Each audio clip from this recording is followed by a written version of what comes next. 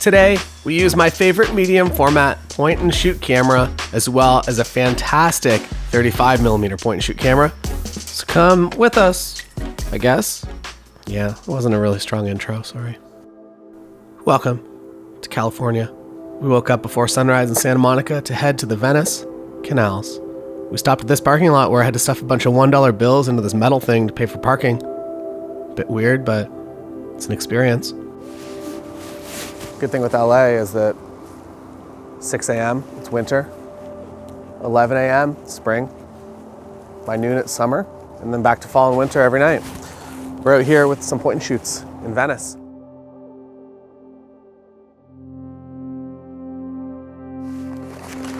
I'm going to load up the early morning Portra 800, which doesn't appear that I brought.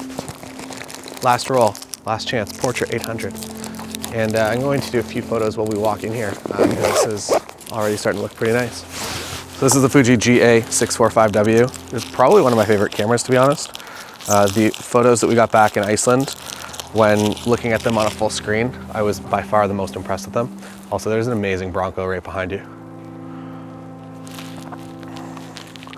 And looking at the full scans from this camera specifically, I don't know if, I feel like when you watch it on YouTube, 35 and medium format look pretty close to the same.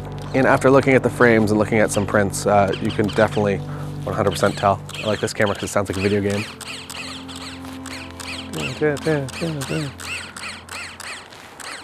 Okay.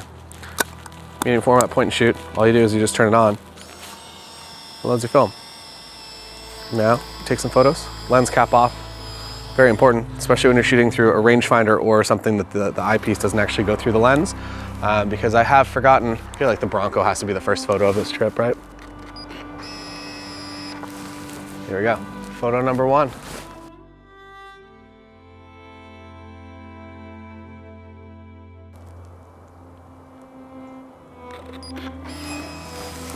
The only trick with this camera is you kind of have to babysit the autofocus. It's pretty good, but every now and then it'll pick up a reflection in the foreground and it'll focus you at a meter rather than infinity like you want.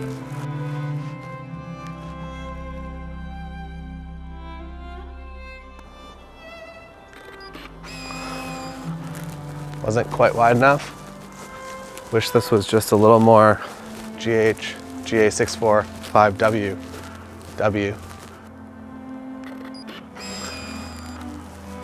Man, what a cool area.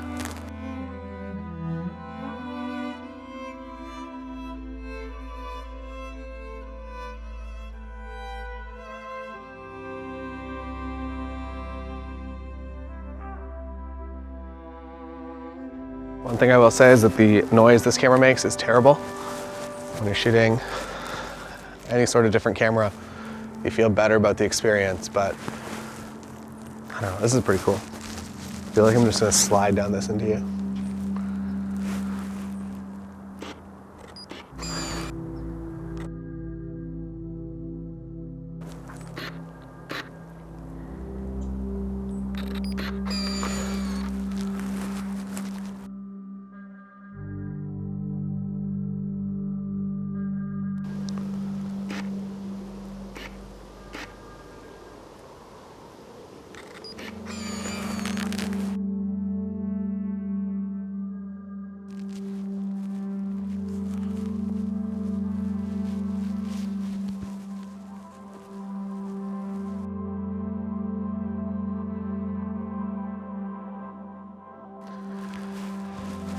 I think that wraps it up with the GA645w. We're now going to go on to the Contax T3.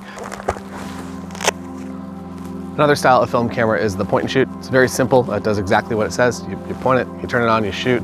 Most of it's usually automated, so you don't get a whole lot of controls manually. The reason you would use a point and shoot like this is because it very easily just fits into your pocket. You can bring it anywhere. In here I have Portra 400, which is a film that I feel like is good for the morning. It's gonna make those tones a little bit maybe warmer than real life, as well as give me the ISO that I need.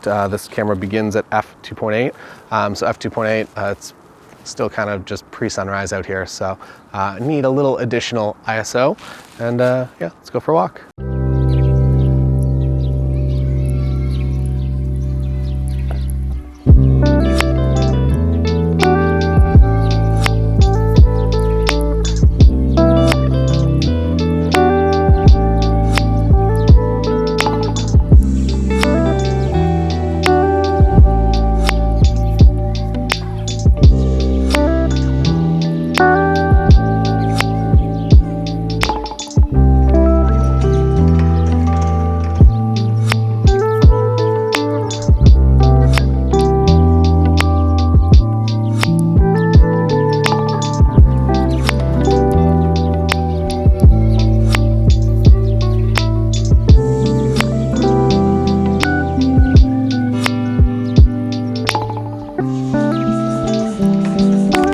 tip if you are looking to get brighter saturations from your colors in your photos.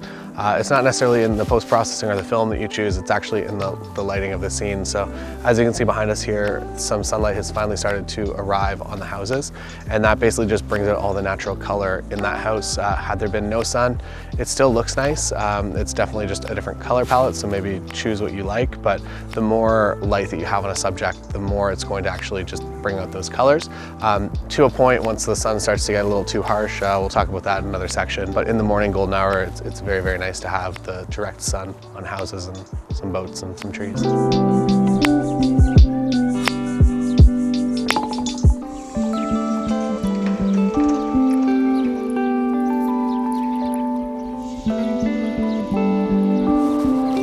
We're now at the Venice Pier and going to do a few photos. I don't know if we're too late. There might be some surfers out there. We saw some dudes with boards running to the water, so there's probably still some surfers. With digital, I'll shoot frames a lot more backlit, kind of like what you're seeing here. If Marshall wants to come around, I would shoot a digital frame like this a lot more. When I'm shooting film, because this is a little bit more of a difficult exposure to get, it's a lot easier to just kind of shoot with the light, or at least shoot on some level with the light. So we're going to grab some photos of the surfers while they come through here, but just having them naturally lit by the scene, not trying to do anything too creative in order to limit my failures, I guess, this morning.